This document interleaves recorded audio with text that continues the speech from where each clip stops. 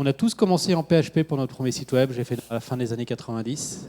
Mais est-ce que ça existe encore en 2022? Karim va nous répondre pendant 45 minutes. Merci. Merci. Effectivement, on va essayer de répondre à cette question.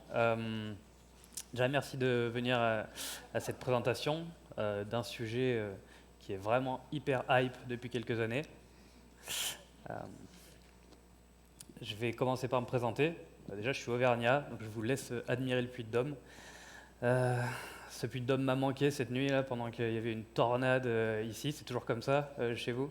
Je sais pas, mais c'était assez violent. Donc je m'appelle Karim Pinchon, je suis développeur back-end depuis un peu plus de 10 ans. Je travaille actuellement chez Miro et vous pouvez me suivre sur Twitter, GitHub, sur @kpn13. Puis j'ai un petit blog aussi où j'écris quelques articles et je ferai probablement un petit compte rendu, mon compte rendu de mon codeur en scène d'ici quelques jours. Très rapidement, Miro, c'est une marketplace c'est du B2B principalement, une marketplace entre des entreprises qui ont besoin de photos, de faire des photos, des belles photos, genre je suis un restaurant, j'ai besoin de faire des belles photos de mes plats pour mettre sur mon menu, j'ai besoin de photographes, je vais sur la plateforme Miro. Miro propose des missions à des photographes qui sont inscrits sur la plateforme et on fait matcher ce petit monde. Ça c'est la première partie. La deuxième partie, c'est qu'on a tout un tas d'algorithmes qui vont faire tout ce qui est post-prod des images que les photographes vont faire. Alors pourquoi j'ai voulu faire cette présentation? Moi je suis développeur, comme je vous l'ai dit, depuis un peu plus de 10 ans et j'ai fait plusieurs langages. J'ai notamment travaillé pendant plusieurs années sur du Java. Ensuite j'ai fait pas mal de PHP, et j'en fais encore aujourd'hui. J'ai fait un peu de Node.js, j'ai fait du Go et il se trouve que moi j'adore le PHP. J'apprécie énormément Go, j'ai aimé Node.js, j'ai fait du Java. Et vraiment, j'adore PHP. PHP, c'est aussi, on va pas se mentir, une machine à troll. Je le sais, chaque fois que je viens présenter ce talk à des conférences, vous imaginez pas ce que je ramasse la veille au repas des speakers. Mais c'est comme ça, j'assume. Donc c'est une machine à troll, à la fois entre nous et à la fois sur Reddit ou autre. C'est assez terrible, tout le monde se demande en permanence si PHP est mort. Et moi, je vais essayer de vous montrer que non, PHP n'est pas mort, il a vraiment évolué depuis 10, 15, 20 ans. C'est plus du tout ce que Yoann décrivait, nos petites pages qu'on faisait en PHP un peu dégueu. Et je vais vous montrer ça. Et pour vous montrer ça, je vais aborder 3 points. D'abord, le langage en lui-même, comment il a évolué avec le temps. Je vais parler de son écosystème qui, pour moi, est vraiment important dans l'adoption d'un langage. Et ensuite, je parlerai de PHP un peu dans le monde réel. Alors le langage, je vais faire un bref historique très rapidement. Je vais parler aussi très rapidement de performance. Et j'ai fait une petite sélection des dernières nouveautés que je trouve intéressantes dans PHP. Bref historique. Alors, PHP, c'est un langage qui a à peu près 25 ans, qui a été créé par Rasmus Sellerdorf, qui à la base était une sorte d'API pour faire du web en C. PHP est écrit en C encore aujourd'hui. Donc il y a eu quelques versions qui se sont succédées. Il y a l'époque Zend, etc. Je ne reviens pas sur tout ça. Moi, j'ai sélectionné quelques dates qui me semblent intéressantes, pertinentes. En 2009, il y a la création de ce qu'on appelle le FIG. Globalement, c'est un groupe de personnes, morales et physiques, importantes entre guillemets dans l'univers de PHP, qui se sont mis autour d'une table et qui se sont dit ok, on va arrêter de faire chacun nos trucs dans nos coins, on va essayer de standardiser un peu PHP, avoir la même façon d'écrire le code, avoir des interfaces communes pour si on veut faire du cache, des requêtes HTTP, etc., histoire de gagner en interopérabilité entre nos composants. Ensuite, une date importante aussi, autour de 2010, l'annonce de la mort, entre guillemets, de PHP 6, la mort avant sa naissance. Le développement a été assez chaotique et finalement, ils sont arrivés à des problèmes qui étaient insurmontables et donc on a dit stop, on arrête, on sortira jamais PHP 6, on passera directement à PHP 7. Une date vraiment cruciale pour PHP, c'est 2011 avec la création de Composer, j'y reviendrai un peu plus tard.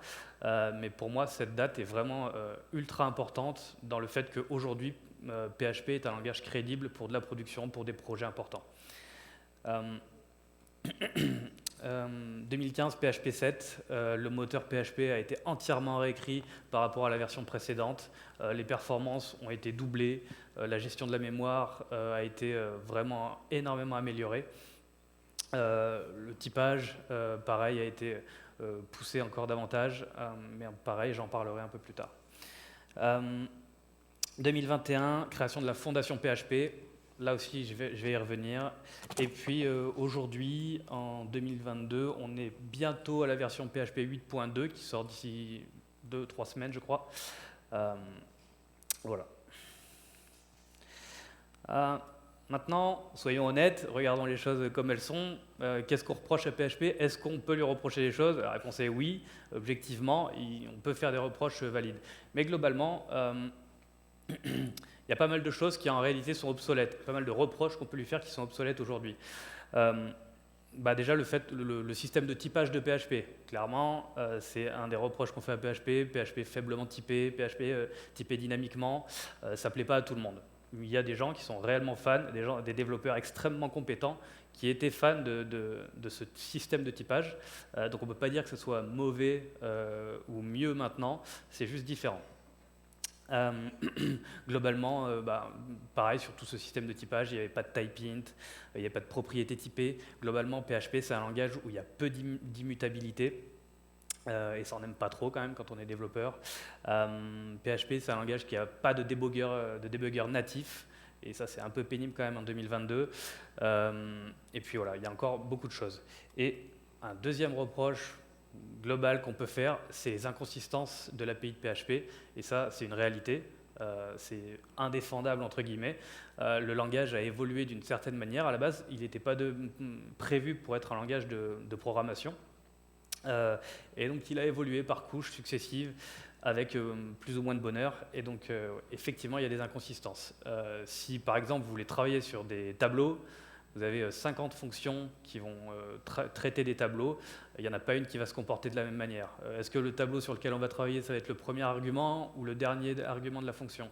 Est-ce que le tableau va être modifié par la fonction ou est-ce que la fonction va retourner un nouveau tableau? Enfin bref, il y a des tas de choses comme ça qui fait que même quand vous faites du PHP depuis longtemps, vous êtes encore obligé d'aller voir la doc pour savoir exactement comment se comporte la fonction qui va utiliser votre tableau. Et j'aurais pu prendre plein d'autres exemples.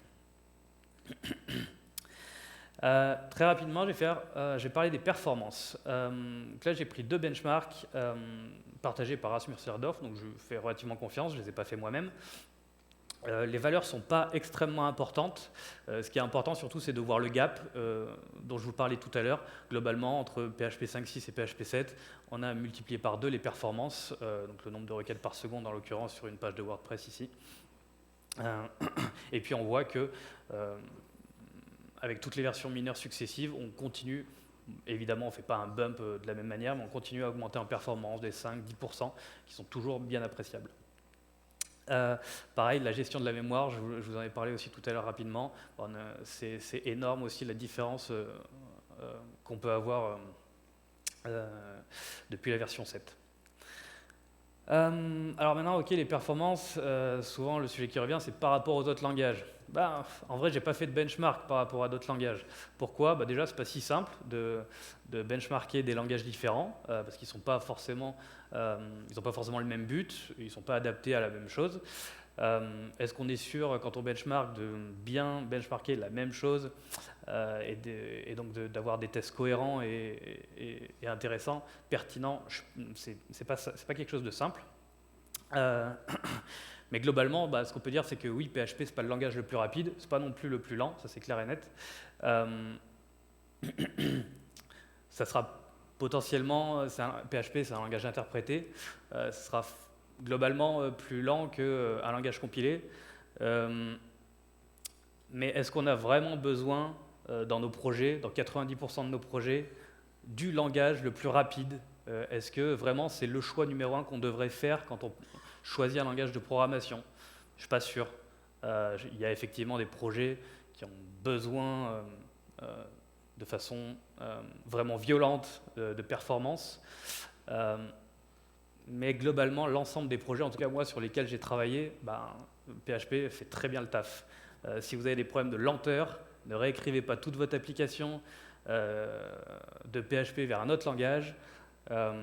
Commencez par regarder si votre base de données elle est bien designée, si vos requêtes SQL elles sont bien optimisées, si vous gérez du cache, si les traitements que vous faites, vous ne pouvez pas en faire un peu plus de façon asynchrone plutôt que synchrone. Ça, c'est des leviers qui seront bien plus importants au niveau gain de performance, scalabilité, etc., que de changer de stack de langage, à mon avis.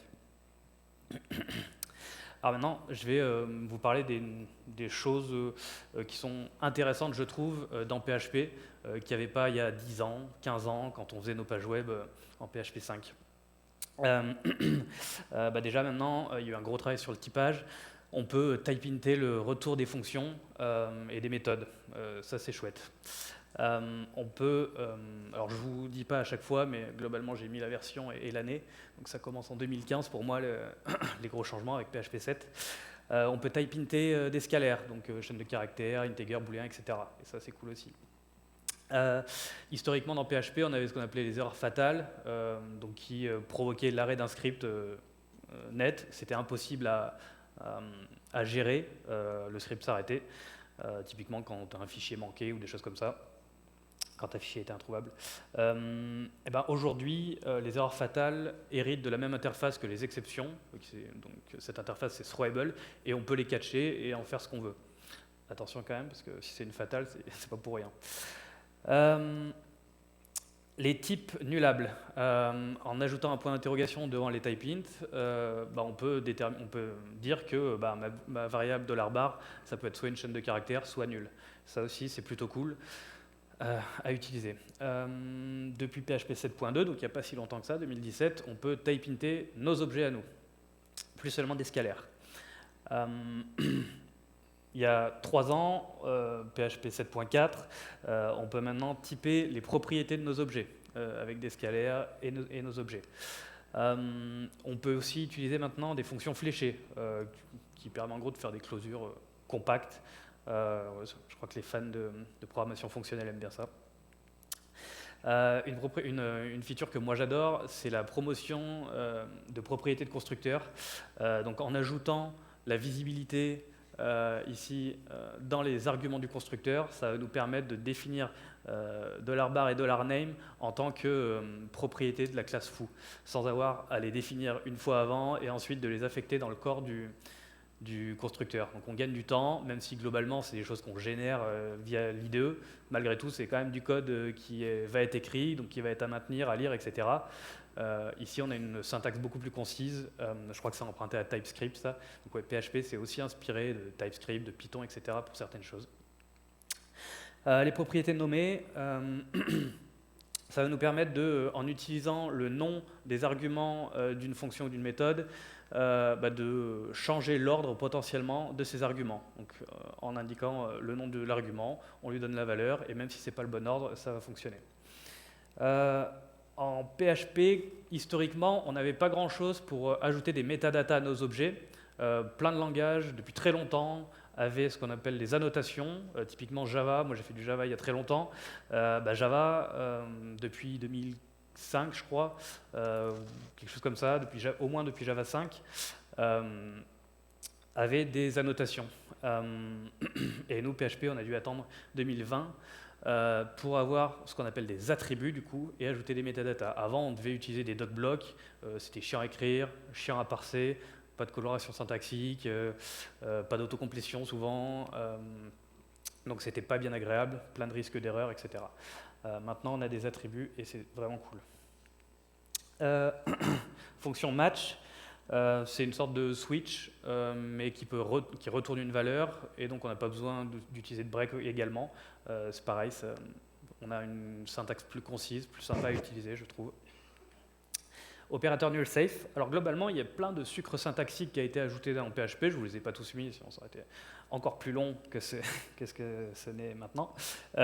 Mais globalement, en utilisant le point d'interrogation ici, devant une flèche, ça va nous permettre de dire que si getBar renvoie une valeur nulle, le getName ici ne va pas faire péter une erreur, mais le retour de cette ligne-là sera simplement nul.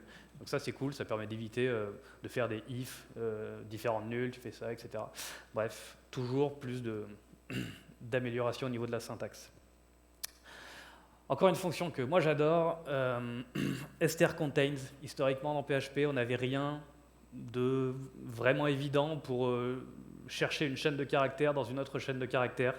On faisait souvent un truc comme ça, je ne sais pas qui a déjà fait ça, mais c'est vraiment pas agréable à écrire. J'en pouvais plus moi de voir ce strpost là qui veut rien dire, different false, là ça me saoulait. Aujourd'hui on a une vraie fonction qui permet de faire ça, très simple, qu'on comprend, etc.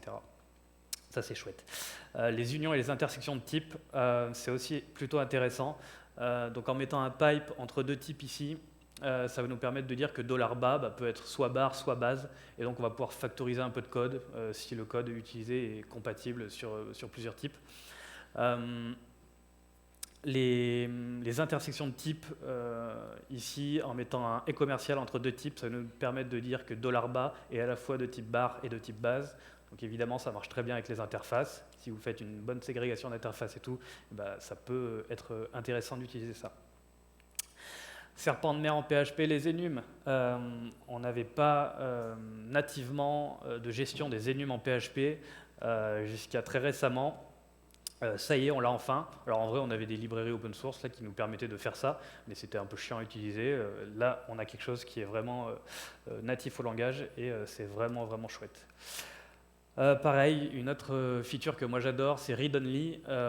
En mettant du read-only sur nos propriétés, ça va nous permettre de les déclarer publiques et d'être sûr que $bar ne sera pas modifié après son affectation.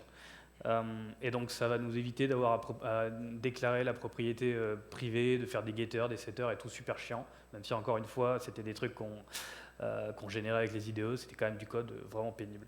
Là aujourd'hui avec des read-only, des promotions de propriétés de constructeurs, etc., bah, on peut avoir des classes, des DTO, des value objects vraiment concises, claires, précises, enfin, c'est vraiment beaucoup plus sympa à regarder. Dernière feature dont je voulais parler, les callables de première classe. Aujourd'hui, on peut très facilement prendre des références vers des méthodes ou des fonctions. Avant, c'était possible, mais c'était avec une syntaxe vraiment pénible, avec des tableaux et tout. Là, aujourd'hui, c'est quand même beaucoup plus simple et agréable à utiliser. Donc là, j'ai fait une petite sélection qui est vraiment personnelle. On aurait pu mettre d'autres trucs, il n'y a pas de souci, mais il manque quand même toujours des choses qui reviennent régulièrement au sujet de PHP. La première chose, c'est les génériques. On n'a pas de gestion native des génériques en PHP. En vrai, c'est quand même possible de les utiliser avec des outils dont je vais parler un peu plus tard d'ailleurs. Les objets scalaires, les scalaires ne sont pas des objets en PHP, donc on ne peut pas appeler de méthode sur une chaîne de caractères, etc. On est obligé d'utiliser des fonctions.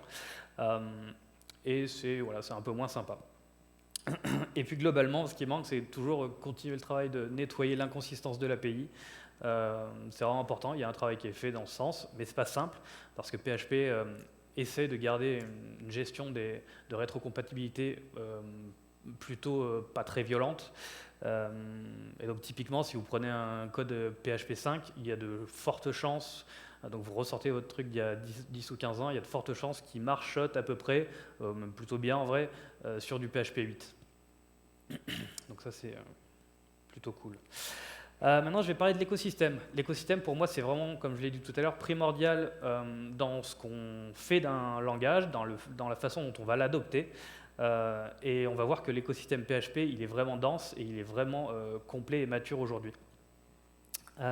Et donc, j'ai essayé, en gros, de répertorier un peu tout ce qu'on peut trouver dans l'écosystème sur 4 grandes catégories. La construction d'une app, le développement d'une app, le test et la qualité. Alors déjà, comment on va construire une app ? Je vous ai parlé tout à l'heure de Composer. Avant Composer, on prenait nos dépendances, on les copiait-collait dans notre projet. C'était clairement pas industrialisable, c'était pas acceptable pour un langage de programmation professionnel. Aujourd'hui, on a Composer. Composer, c'est inspiré de NPM notamment. C'est un gestionnaire de dépendances donc, qui fonctionne extrêmement bien. Aujourd'hui, on est en V2 et il a des performances vraiment très correctes pour avoir utilisé Maven, Gradle, NPM, etc. Vraiment, j'ai rien à reprocher à Composer. Il n'a rien à envier à Pip ou autre. Vraiment, c'est un outil très performant.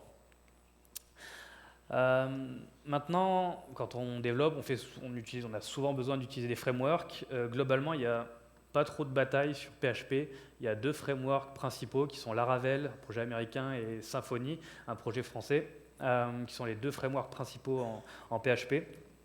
2 frameworks généralistes en tout cas, principaux en PHP. En France, le marché est quand même relativement bien ancré pour Symfony, puisque c'est un projet français et en plus il est arrivé avant Laravel. Mais il faut savoir que dans le monde, quand même, Laravel prend beaucoup de place, beaucoup plus que Symfony en tout cas. Mais aujourd'hui, on peut avoir la chance dans notre écosystème PHP d'avoir 2 frameworks qui sont matures, qui ont des core teams, qui sont maintenus, qui sont innovants et qui se poussent l'un l'autre vers le haut. C'est vraiment 2 outils intéressants. Petite chose aussi, WordPress, on peut reprocher ce qu'on veut à WordPress, n'empêche que c'est un truc qui propulse une énorme partie du web mondial et c'est écrit en PHP.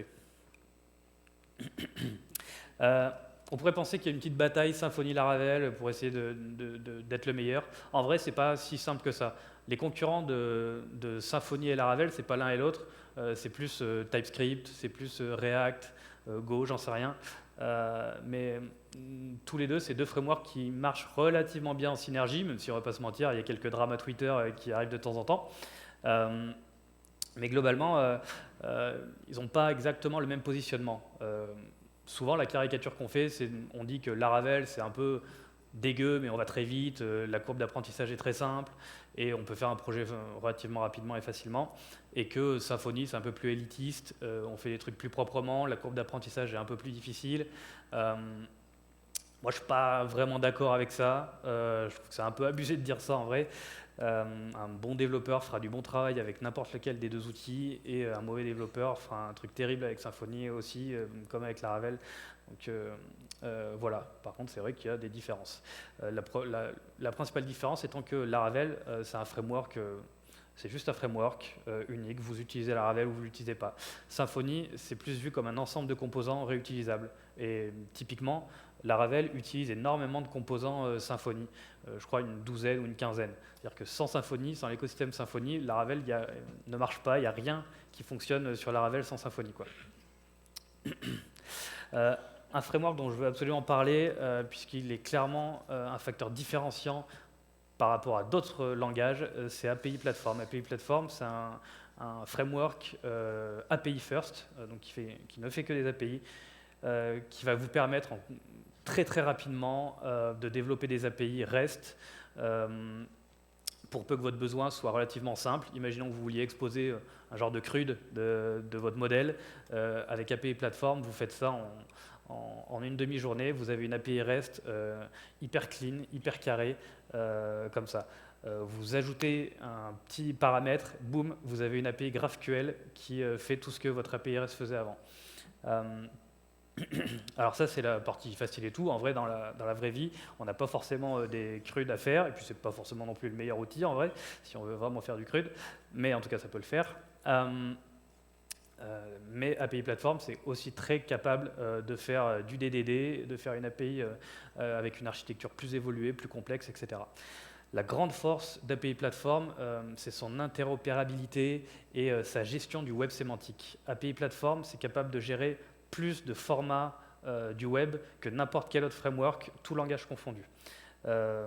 Évidemment, ça gère du JSON, du XML, du CSS, du CSV, de HTML, etc., tout ce qu'on veut, mais ça s'appuie aussi sur du JSON-LD, sur du Hydra, sur du HAL, etc., etc. Vraiment, tout un tas de formats qui vont vous permettre d'avoir une meilleure interopérabilité. Et puis API Platform, ça vient aussi avec plein de générateurs d'admin, ok, c'est classique, générateurs de clients. Vous designez votre API et après vous pouvez générer des clients en fonction de votre API, des clients React Native, Vue, Next, J'en oublie, mais globalement, de façon très simple, vous pouvez générer tout un tas de choses. PHP, on le sait un peu moins, et c'est pas forcément ce vers quoi on se tournerait, mais ça peut faire de la synchrone. Historiquement, on avait les générateurs, on avait des promises, c'est pas forcément simple à utiliser. Très récemment, on a ce qu'on appelle les fibers, qui, sans rentrer dans les détails, permet de faire de la synchrone beaucoup plus simplement. Et puis il y a des outils, des frameworks dédiés entièrement pour faire de la synchrone, comme React PHP, MPHP, Swall. Tout ça, c'est des choses qui marchent très bien. En PHP, on peut également faire du serverless. On a un outil développé par un Français d'ailleurs qui s'appelle Bref et qui permet de faire du serverless en PHP très très facilement.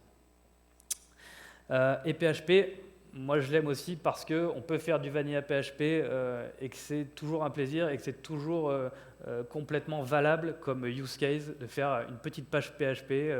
On veut faire une micro-page web, on peut faire du PHP. On veut faire une CLI, ok, c'est peut-être pas le plus adapté, mais on peut le faire en PHP si on connaît PHP. On a besoin de faire un petit script pour faire quelque chose rapidement. Encore une fois, c'est peut-être pas le plus adapté, mais si vous connaissez PHP, il n'y a rien qui vous empêche de faire un petit script PHP. Et moi, c'est cette notion de PHP que moi j'adore. On n'a pas besoin de compiler, shipper, packager, etc. Toute une tonne de trucs. Mon compilateur, moi, c'est F5, je rafraîchis et je vois si ma page est là et ok, c'est cool, elle est rafraîchie, j'ai mes modifications directement. Et moi, j'aime PHP pour ça. Alors rapidement, les outils pour développer PHP, globalement, on a deux IDE qui se prennent un peu tout le marché, c'est PHP Storm de JetBrains et VS Code. Moi, je suis plutôt team PHP Storm. Petit sondage, alors je ne sais pas ce qu'il vaut parce que JetBrains, c'est la société qui développe PHP Storm, mais globalement, PHP Storm est largement utilisé. Franchement, c'est un IDE vraiment top. Pour avoir beaucoup utilisé Eclipse, par exemple, je peux vous assurer que je ne regrette pas. Donc voilà, PHP Storm, c'est vraiment top. Développer une application, c'est surtout débugger une application. Et débugger du PHP, c'est à la fois un super plaisir et à la fois un enfer. Alors, je m'explique. On a tous, en tant que développeur PHP, écrit un jour un petit écho coucou quelque part, rafraîchi, on voit si ça l'affiche. Et c'est complètement valable aujourd'hui. Moi, après 10 ans d'expérience, je continue d'écrire mes échos coucou de temps en temps. On a la version évoluée du écho coucou qui est le dump and die, le DD là, qui va en gros dumper la variable et arrêter le script PHP. Et ça, c'est complètement valable. Des moments, on n'a pas besoin de faire plus que ça pour savoir, pour avoir l'information qu'on cherche. Par contre, là où ça devient problématique, c'est quand on commence à écrire des écho coucou 1, écho coucou 2, écho coucou 3, etc.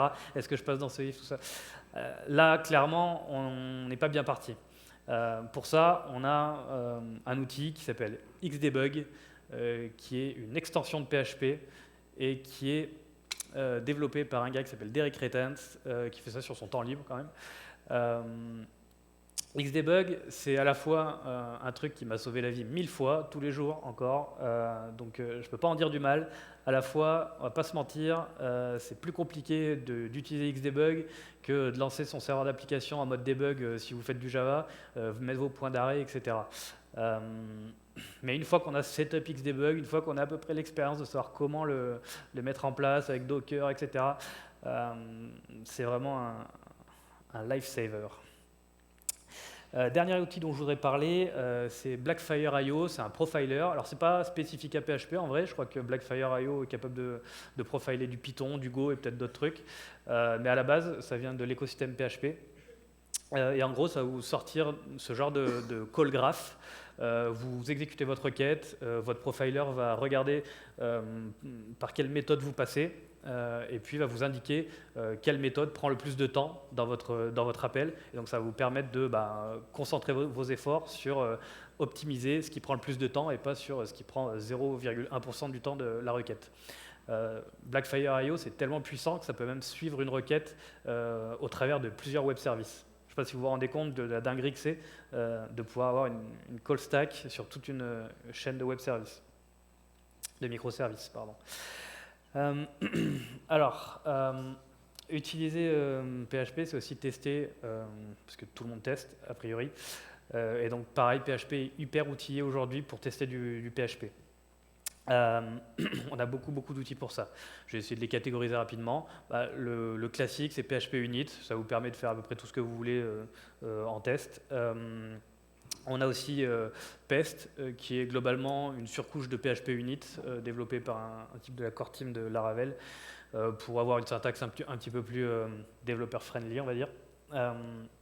Et puis on a PHP Spec qui est intéressant, qui est un peu différent lui, qui marche très bien pour faire du test first et donc du TDD. On va définir dans PHP Spec ce que devrait faire notre fonction et ensuite on va développer notre fonction, notre méthode et globalement voilà, on va pouvoir voir que notre méthode se comporte bien comme on l'avait souhaité avec PHP Spec. Pareil, PHP a l'équivalent de Cucumber qui s'appelle Biat, donc c'est du Gherkin, ça va permettre de faire du BDD. Ça fonctionne très bien et c'est très utilisé. Pour faire des tests end-to-end, pour tester notamment vos UI, etc., il y a un outil qui fait partie de l'écosystème de Symfony, développé par le créateur de l'API Platform et membre de la core team de Symfony, qui s'appelle Panther. Panther, c'est vraiment très puissant.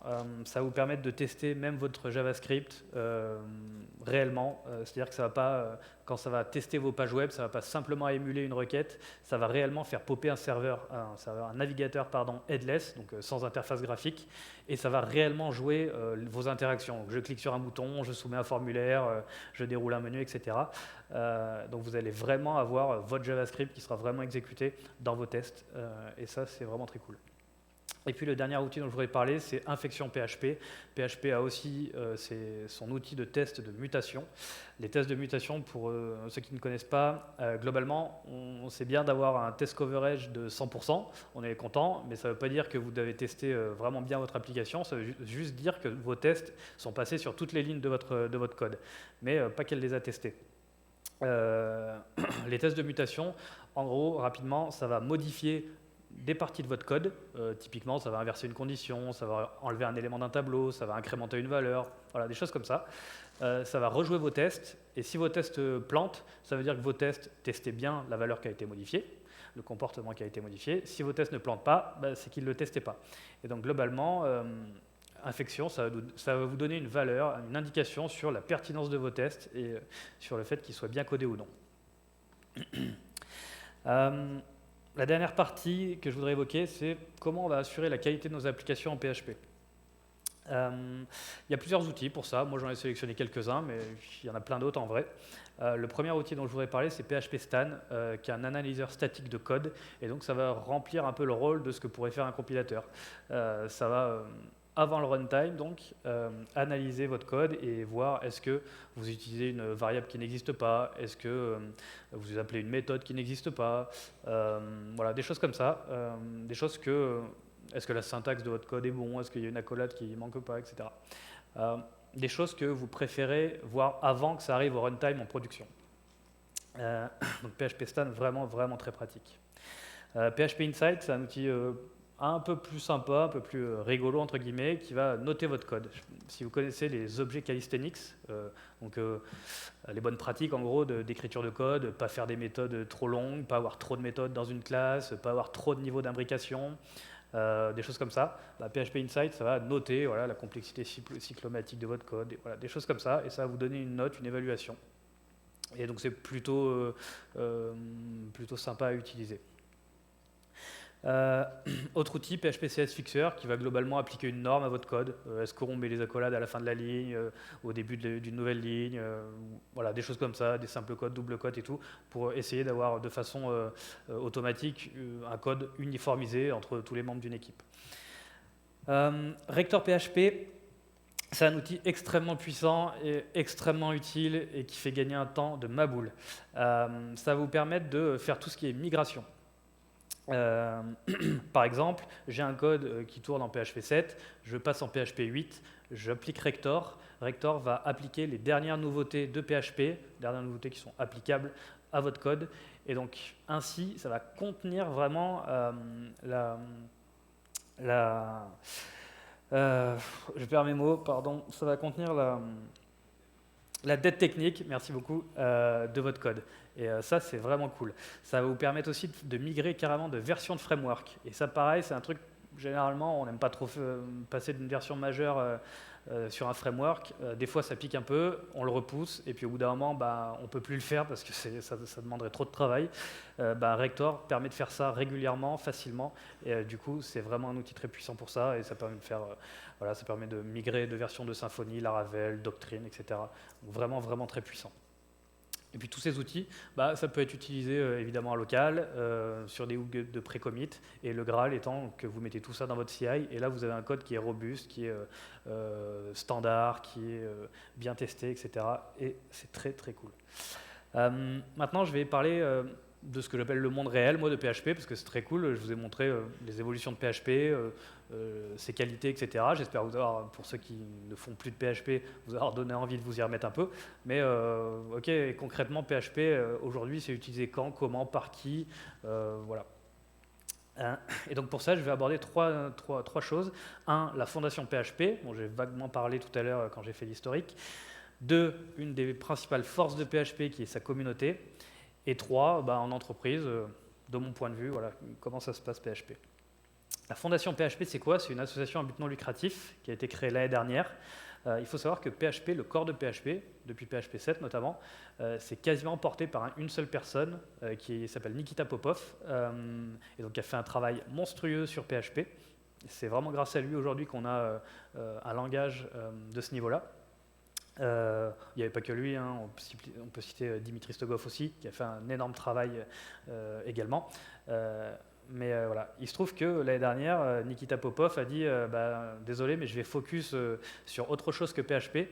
Comment on fait, les gars et les filles? Il y a des personnes qui se sont mises en tête de vouloir créer la fondation PHP, comme il existe une fondation Apache ou autre, pour assurer la maintenance et l'avenir en gros de PHP. Le but de cette fondation, c'est de continuer le développement de PHP et d'éviter l'effet de bus, d'avoir une seule personne et de dépendre d'une seule personne. Cette fondation elle est sponsorisée par des personnes physiques et morales qui envoient des dons. Je crois que les principaux donateurs, c'est genre JetBrains, Taylor Otwell, qui est le créateur de Laravel, des choses comme ça. Donc très vite, il y a une administration temporaire qui s'est mise en place à la création, avec des gens vraiment très importants dans l'écosystème de PHP. Alors je ne vais pas tous les détailler, mais par exemple, je peux parler de Sarah Goldman, qui a juste créé HHVM. Donc HHVM, c'est le moteur d'exécution de PHP que Facebook a écrit lui-même pour essayer d'accélérer les choses. Voilà.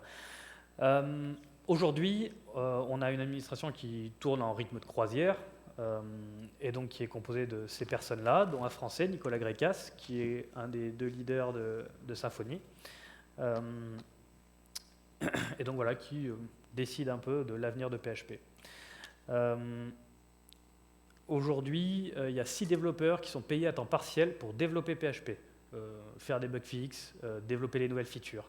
Alors attention, ces personnes-là, donc elles sont payées par la fondation PHP, ce n'est pas elles qui vont décider de tiens, on va créer une nouvelle feature, tiens, on va faire évoluer le langage comme ça, etc. Les évolutions du langage de PHP, c'est toujours la communauté interne de PHP qui la décide par des votes de RFC. Et ensuite, c'est ces développeurs-là et d'autres, s'ils le veulent, qui vont développer PHP. Maintenant, je vais parler de la communauté de PHP, parce que c'est vraiment une de ses forces. Ah oui, je n'ai pas les droits sur toutes les images que j'ai utilisées, mais celle-là me paraissait adéquate. Alors la communauté, elle est vraiment importante dans PHP, c'est vraiment une de ses forces. J'ai pris un petit sondage vite fait sur Stack Overflow, j'ai essayé de garder les langages qui étaient cohérents entre eux, alors bon, j'en ai oublié un ou deux là, mais globalement on voit que PHP est pas si mal placé que ça. Alors ouais, c'est clair, c'est pas le langage le plus hype, mais c'est pas non plus, c'est pas le rebut de la classe non plus, quoi, c'est pas COBOL. Ensuite, je suis allé voir sur Octoverse, vous savez, GitHub publie tous les ans des statistiques sur la quantité de code par langage, en gros, et d'autres stats également. Et on voit que PHP, alors je ne sais pas si ça se voit bien, PHP, il est là, donc il est 7e aujourd'hui. Donc on voit clairement qu'il diminue, ça, on va pas se mentir là-dessus, notamment dû à l'éclosion de TypeScript, qui va à peu près bouffer tout le monde. Voilà, l'écosystème JavaScript qui est toujours hyper dynamique, etc. Mais malgré tout, il y a toujours du PHP de façon importante. Une stat que j'ai trouvée intéressante, c'est la part de PHP comme étant le principal langage par pays. Et on voit qu'en fait, en France, en France, c'est le pays qui a le plus de développeurs dont le principal langage est PHP. Donc en France, on a une vraie communauté PHP et cette communauté, elle est matérialisée notamment avec l'AFUP, l'Association française des utilisateurs de PHP, qui est vraiment une communauté très dynamique. Il y a plus de 500 personnes. Il suffit de cotiser 30 € par an et vous êtes membre de l'AFUP. Cette association, elle organise plein d'événements, à la fois local, à la fois national. Donc, il y a 2-3 semaines, je crois, il y avait le Forum PHP, qui est le plus gros event de PHP francophone. Il y avait plus de 700 personnes et c'était à Disney, donc c'était plutôt sympa. Il y a également les AFUPD dans plusieurs villes de France tous les ans. Puis ils organisent plein d'autres choses, notamment on peut parler du baromètre des salaires, donc il y a un sondage tous les ans qu'ils font passer pour voir quelles sont les évolutions des salaires des développeurs PHP et plein d'autres métriques. Et puis ils font également une veille techno, etc. etc. Maintenant, côté entreprise, c'est quoi la part de PHP dans les entreprises? Alors moi, j'ai essayé de chercher un peu, de mettre ce qui pouvait être pertinent. La PHP, on peut le troller autant qu'on veut, ça propulse des projets d'envergure. Tout à l'heure, j'ai parlé de WordPress. Encore une fois, on pense qu'on en veut, mais WordPress, c'est du PHP et il y en a partout. Wikipédia, il y a du PHP. Facebook, ils ont un PHP, ils ont leur PHP, mais ils utilisent quand même PHP. Voilà, c'est un tout petit projet, quoi. Mais il n'y a pas que du legacy, que des vieux projets, etc. Il y a aussi des startups qui se créent avec comme principal langage PHP. Lydia, par exemple, c'est une néobanque en gros, leur stack historique est un PHP. Alors, ils n'ont pas que ça, mais ils ont beaucoup de PHP. Aujourd'hui, en 5-6 ans, ils ont atteint plus de 5 millions ou 6 millions d'utilisateurs. On gère de l'argent, du vrai argent, et tout ça, c'est fait avec du PHP. Encore Store, pareil, c'est du PHP, Nicar, Miro évidemment, Blablacar, Usign, etc. Voilà, tout ce qu'on appelle les licornes et tout là.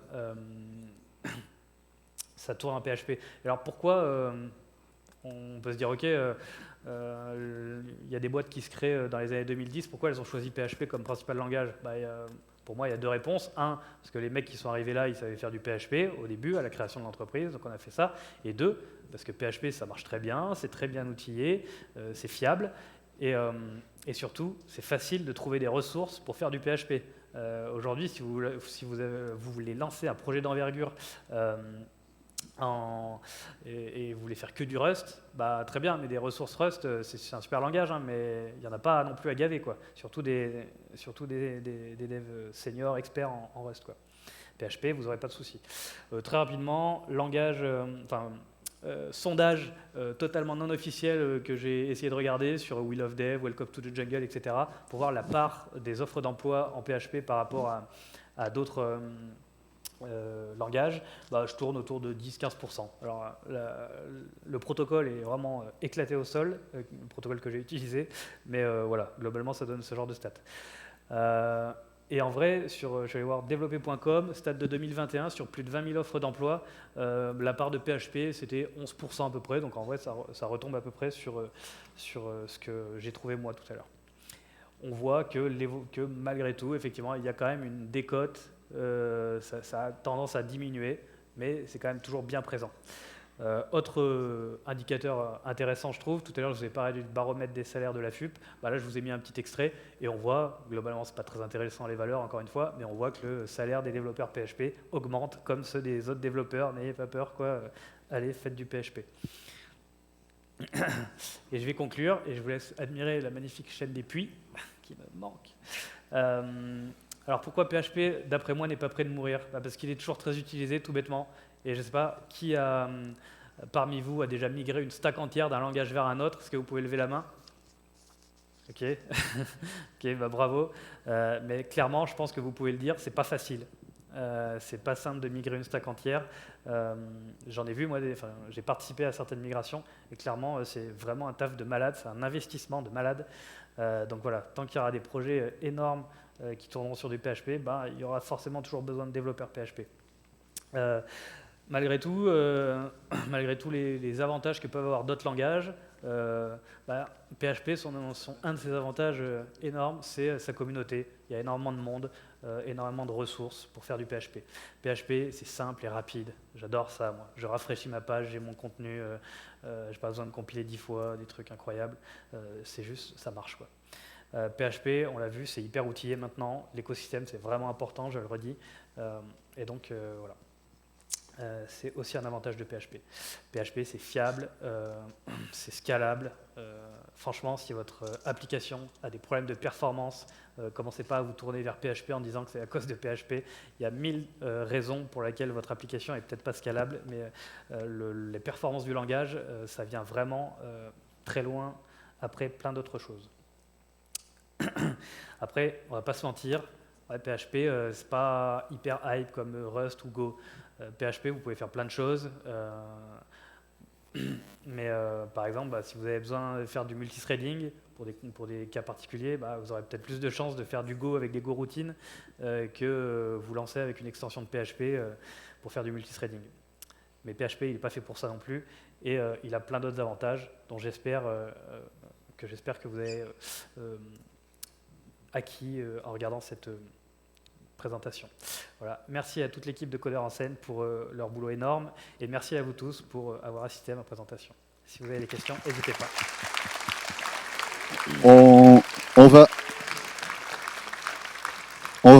On va avoir 2 minutes pour les questions. Et de toute façon, n'hésitez pas à venir me voir dans la journée, ce sera avec plaisir. J'ai dormi 2 heures cette nuit à cause du vent, là, mais je serai en pilote automatique, mais vous pouvez me... Bonjour, Bonjour. je vais faire vite. Au niveau des détections des vulnérabilités qu'il pourrait y avoir, par exemple dans les librairies, est-ce qu'il existe des outils comme NPM Audit en PHP? Ouais, complètement. Effectivement, j'ai pas parlé de la sécurité dans PHP, parce que c'est un sujet qui fâche. Mais non, ouais, t'as raison, il y a des outils qui existent. Je crois que Composer est capable de faire ça. Il y a Symfony qui a un truc aussi, un security checker. Il y a plein d'outils qui permettent de s'assurer que les dépendances, qu'il y a des vulnérabilités qui ont été détectées, etc., sont patchées, etc. Ouais. C'est outillé là-dessus. Ouais. Bonjour, merci pour la conf. Tout à l'heure, on a parlé rapidement du testing, et moi j'ai une question sur les mocks, Ouais. et notamment sur les mocks des statiques. En fait, Ouais. dans mes tests, j'utilise le PHP Mock Builder classique de Bergman. Ouais. J'utilise aussi Mockery et Ouais. Aspect Mock, mais Ouais. est-ce qu'il n'y a pas une vraie librairie qui fait tout, quoi, Alors ouais, j'utilise un peu tout ce que tu as dit, effectivement. Globalement, j'arrive à tester à peu près ce que je veux. Avec Aspect et un double sur du statique, c'est possible.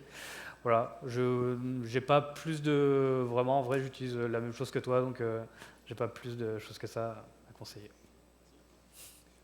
Une dernière question possible, si...